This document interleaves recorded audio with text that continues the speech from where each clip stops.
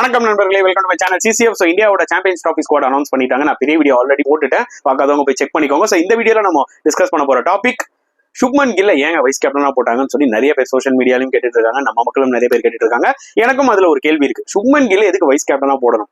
ஏன்னா இந்த மாதிரி தான் BCCI என்ன பண்ணாங்கன்னு பாத்தீங்கன்னா, ஒரு டைம்ல ரீசெண்டா எல்லா ஃபார்மேட்லயுமே வைஸ் கேப்டன் சுப்மன் கில் போட்டாங்க. அது கொஞ்சம் அவர்கிட்ட அந்த ஒரு ப்ரெஷர் ரொம்ப அதிகமான மாதிரி எனக்கு ஃபீல் ஆச்சு. ஸோ இப்போ பாருங்க, டெஸ்ட் கிரிக்கெட்ல கிட்டத்தட்ட அவரோட ஸ்பாட்டை லூஸ் பண்ண போறாரு. T20 கிரிக்கெட்ல சுப்மன் கில் ஒன்றும் பயங்கரமான பிளேயர்லாம் இல்லை. ஆனா அவரோட பெர்ஃபெக்டான ஒரு ஃபார்மேட் எதுன்னு பாத்தீங்கன்னா ODI கிரிக்கெட்ல தான். அதுல எந்த டவுட்டுமே கிடையாது. பட் ஆனா ஆஸ் அ பிளேயரா இஸ் ஆவரேஜிங் 58.